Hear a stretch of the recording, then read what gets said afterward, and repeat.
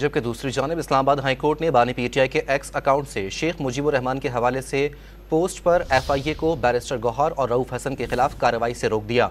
Justice Mohsin Akhtar Kiani की जानिब से जारी तहरीरी हुक्मनामे में कहा गया कि दरख्वास्त गुजार वकील के मुताबिक दरख्वास्त गुजारान का इस ट्विटर अकाउंट से कोई ताल्लुक नहीं है। दरख्वास्त पर फरीकैन को नोटिस जारी किए जाते हैं।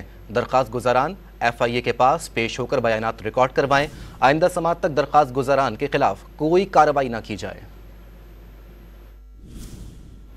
जबकि दूसरी जानब इस्लामाबाद हाईकोर्ट ने बानी पीटीआई के एक्स अकाउंट से शेख मुजीबुर रहमान के हवाले से पोस्ट पर FIA को बैरिस्टर गौहर और रऊफ हसन के खिलाफ कार्रवाई से रोक दिया।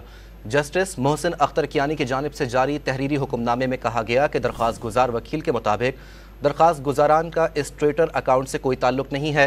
दरख्वास्त पर फरीकैन को नोटिस जारी किए जाते हैं। दरख्वास्त गुजारान FIA के पास पेश होकर बयानात रिकॉर्ड करवाएं। आइंदा समात तक दरख्वास्त गुजारान के खिलाफ कोई कार्रवाई न की जाए।